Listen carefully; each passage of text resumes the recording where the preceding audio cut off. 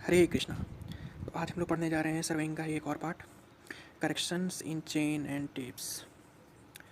ये इसमें बहुत सारे फार्मूलाज आएंगे, तो ध्यान से वीडियो को देखना। तो स्टार्ट करते हैं हम लोग।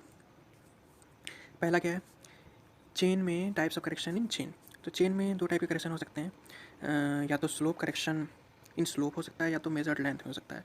लेंथ के अंदर ही आ जाता है एरिया एंड वॉल्यूम। तो इसमें देखते हैं करेक्शन टू मेजर्ड लेंथ। इसमें क्या होता है कि जैसे कि अगर हम लोगों के पास कोई चेन है, तो वो अगर गलत है, उसका मतलब अगर कुछ उसमें एरर आ चुका है चेन में, लेंथ में उसका, तो उससे हम लोग जो मेजर डिस्टेंस मेज़र करेंगे वो गलत करेंगे। तो उसके लिए क्या होता है कि ट्रू लेंथ निकालने का फार्मूला क्या है कि ट्रू लेंथ जो कि हम लोग एक्चुअल लेंथ है, वो किसी भी लाइन का कुछ भी लेंथ अगर हम लोग का जो होगा, वो लेंथ निकालने का जो फार्मूला होगा वो ये दिया गया है। तो ये लेंथ अगर एरर है चेन में हम लोग का, तो ये तो गलत ही नापेंगे हम लोग, मेज़र करेंगे तो गलत ही होगा, गलत चेन से मेज़र कर रहे हैं तो उसके लिए सही कैसे करेंगे।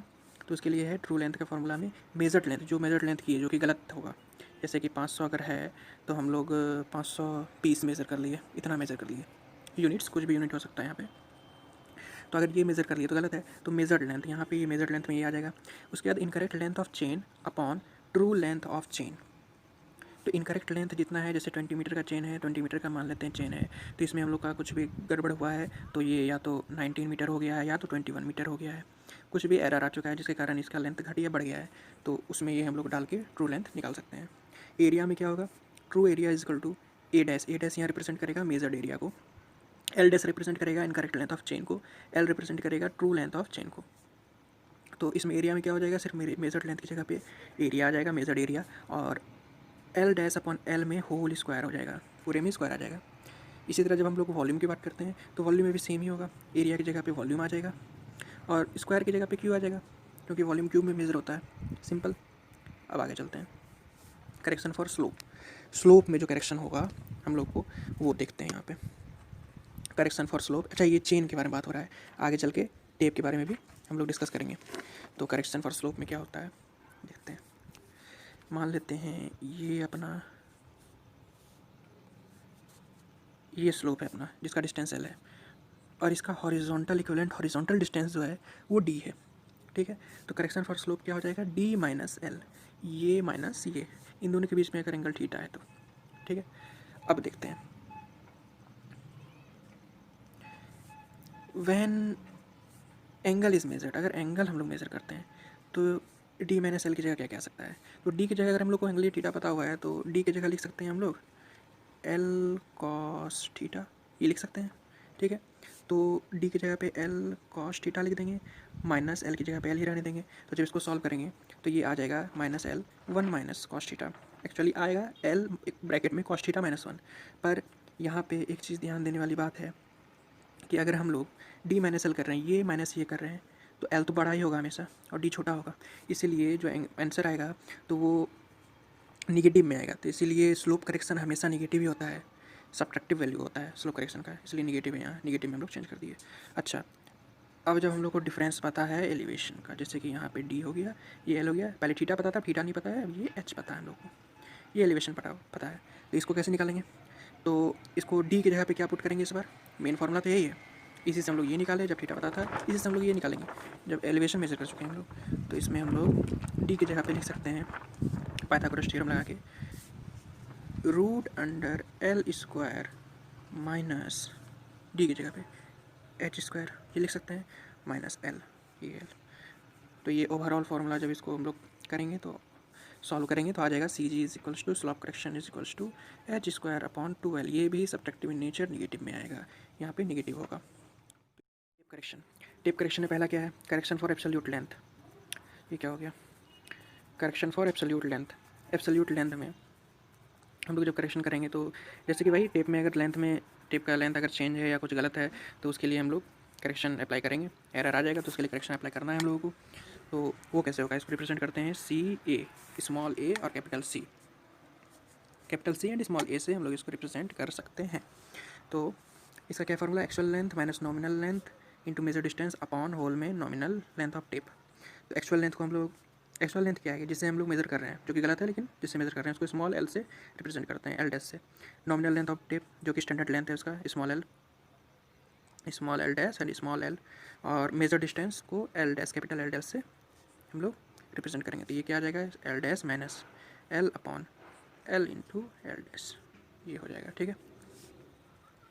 करेक्शन फॉर स्लोप, स्लोप का correction same as correction for slope in chain, both are same.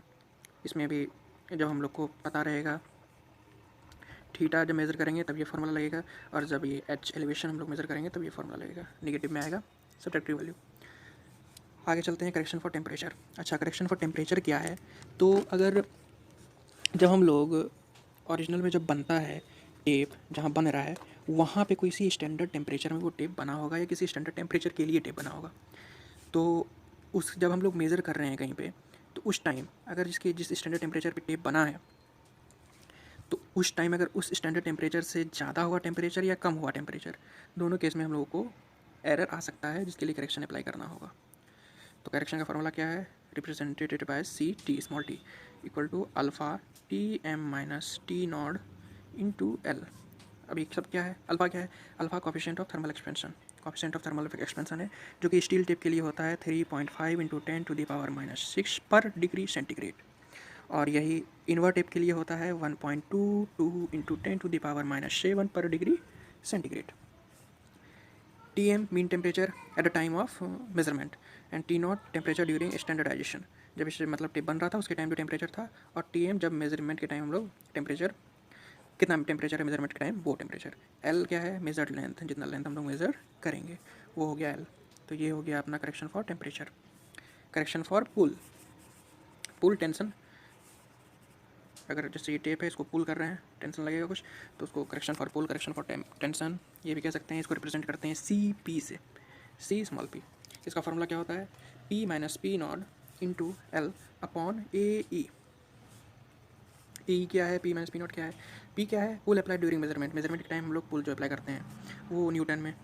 अच्छा, पी नॉट है स्टैंडर्ड पुल, ये भी न्यूटन में। स्टैंडर्ड पुल क्या है, जब टेप बन रहा था तब इसको किसी एक स्टैंडर्ड पुल के लिए हम लोग को, ये किसी स्टैंडर्ड पुल के लिए ये टेप बनाया गया था कि इतना तक अगर पुल हुआ तब तो सही है, लेकिन इससे ज़्यादा हुआ तो इसमें एरर आ सकते हैं, तो वो हो गया स्टैंडर्ड पुल पी नॉट।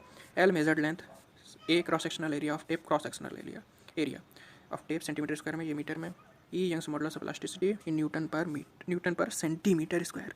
अच्छा, ये सब है एम्पिरिकल फार्मूला, तो इसमें 1 सेंटीमीटर में 1 मीटर में क्यों कैसे ये सब मतलब पूरा सब कुछ देख के ही ये फार्मूला बनाया गया है। तो जिसमें यहाँ लिखा हुआ है उसी में हम लोग अप्लाई करेंगे। तो मॉडुलस ऑफ इलास्टिसिटी क्या होता है, स्टील का 2.1 इंटू 10⁵ न्यूटन पर mm स्क्वायर होता है, और इनवर का 1.54 इंटू 10⁵ न्यूटन पर mm स्क्वायर। ये दोनों हो जाता है हम लोग का मॉडुलस ऑफ इलास्टिसिटी। ये तो हो गया पुल का। अब आगे चलते हैं, करेक्शन फॉर सैग। अच्छा, सैग क्या है ये, तो कभी कभी हम लोग को हायर एक्यूरेसी की ज़रूरत होती है, तो उसके लिए हम लोग क्या करते हैं कि ये दो कोई फिक्स ट्राइपॉड पे हम लोग टेप को, ये ग्राउंड है तो टेप को हम लोग ऊपर फिक्स कर देते हैं ट्राइपॉड से। अच्छा, टेप फिक्स हुआ तो कुछ थोड़ा हम लोग को फिक्सिंग करने में हो सकता है गड़बड़ी हो, जिसके कारण ये टेप, बहुत चांसेस है कि ये टेप सैग हो जाएगा, ऐसे हो जाएगा, होगा कि नहीं, ज़रा सा भी हुआ तो वो तो आएगा ही, एरर तो आएगा ही। तो इसके लिए हम लोग क्या करते हैं, फार्मूला है C S, correction for sag, capital C और एस। इसका फार्मूला है W² L³/24 P²। W weight of tape पर यूनिट लेंथ, W/L ये है, ठीक है, स्मॉल w इसको कहते हैं। अगर वेट ऑफ टेप दिया हुआ है तो उसको लेंथ से हम लोग डिवाइड करेंगे, ठीक है। तो यहाँ किया हुआ है ये फार्मूला में, उसका स्क्वायर न्यूटन पर मीटर में, length of tape in metre, applied pull, जितना पुल अप्लाई किए हैं वो, ये पूरा एम्पिरिकल फार्मूला एक डिराइव किया गया है, निकाला गया है, ठीक है। आगे चलते हैं, correction for miss alignment. Miss alignment क्या है, तो इसमें हम लोग देखते हैं कि जैसे कि अगर रेंजिंग अगर सही से नहीं हुआ, रेंजिंग आउट, रेंजिंग पढ़े थे ना, रेंज आउट रेंज में, तो उसमें अगर सही से रेंजिंग नहीं करेंगे हम लोग, तो कोई डिस्टेंस है मान लेते हैं ए और बी कुछ, तो इसमें सही से अगर मेज़र नहीं करेंगे तो कुछ डिफ्लेक्शन आ सकता है, कुछ गड़बड़ हो सकता है इसमें। तो ये सी मान के चलते हैं, तो यहाँ ए बी जो लेंथ है, ये ए बी लेंथ और ये ए सी बी लेंथ, तो ए सी बी तो होगी ही ज़्यादा, ए सी बी लेंथ तो हमेशा ए बी से बड़ा ही होगा, ठीक है, तो हमेशा बड़ा होगा। तो इसके लिए क्या करते हैं हम लोग, फिगर फिर से बना लेते हैं यहाँ पे सी। इसके लिए हम लोग क्या करने वाले हैं, ये जो डिस्टेंस है इस डिस्टेंस को डी नाम दे देते हैं, इसको L1, इसको L2, ठीक है, ये दे दिए।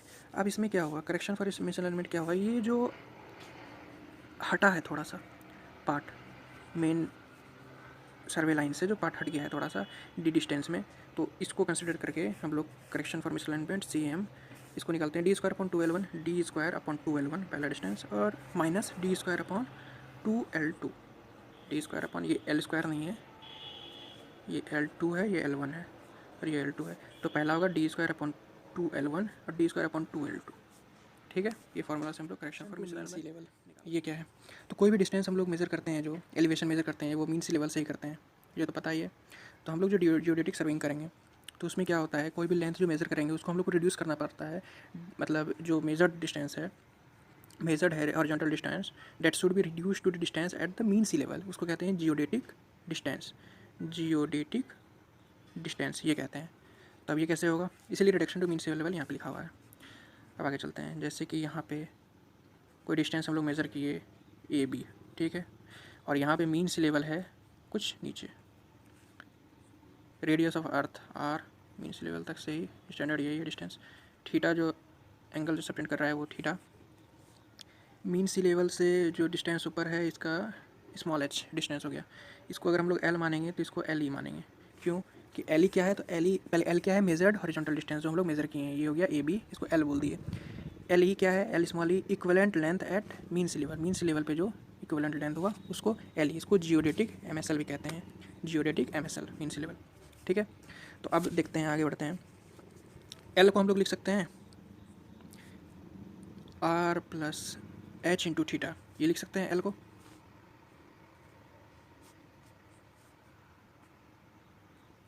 L को लिख सकते हैं R + H × थीटा। LE को क्या लिख सकते हैं, simple R theta, R theta equal to ये LE लिख सकते हैं। अब आगे R + H × theta and R theta, ये दोनों आ गया, तो इससे हम लोग थीटा निकाल लेंगे। थीटा क्या हो जाएगा हम लोगों के पास, L = R + H × theta, LE = R theta, तो थीटा हो जाएगा ना LE/R equal to L/R + H, ये थीटा यहाँ से निकाल लिए, इसको इधर भेज दिए, और यहाँ से थीटा निकालेंगे, इसको इधर भेजेंगे, तो ये आ गया, थीटा आ गया, ठीक है। अब आगे क्या करेंगे हम लोग, करेक्शन जो लगाएंगे C⁻h, ये reduction to mean sea level, इसको C⁻h करते हैं, तो ये क्या हो जाएगा LE - L, ये माइनस ये, ठीक है, ये भी नेगेटिव में आएगा, ये भी सब्ट्रैक्टिव नेचर का होता है, तो ये नेगेटिव में आएगा करेक्शन LE - L। तो LE की जगह पे हम लोग यहाँ पे R को इधर भेज के LE की जगह पे पुट कर सकते हैं इन टर्म्स ऑफ L। तो इसको जब सॉल्व करेंगे हम लोग तो CH निकल के आ जाएगा -LH R + H, तो ये तो रेडियस ऑफ अर्थ है R, S तो स्मॉल डिस्टेंस है ना, S तो क्या है, मीन इक्विवेलेंट ऑफ ये जो यहाँ था, mean equivalent of base line above mean sea level, तो ये मीन सी लेवल था, यहाँ पे हम लोग डिस्टेंस मेज़र किए थे, मेजर डिस्टेंस इन दोनों के बीच S था, तो ये R जो होता है ये 6400 किलोमीटर का होता है, ये हम लोग को अप्रॉक्सीमेट पता है। तो S तो बहुत ही छोटा होगा, ये कुछ मीटर में आएगा, तो R से H को हम लोग नेगलेक्ट कर सकते हैं, with respect to R H neglect हो सकता है। तो अब हम लोग के पास क्या आ गया, CH = -LH/R, ये ओवरऑल हम लोगों के पास फार्मूला आ गया, जो कि ये लिखा हुआ है, ये हमेशा निगेटिव में होगा, सब्ट्रैक्टिव नेचर का होगा। तो ये हो गया हम लोग का reduction to mean sea level.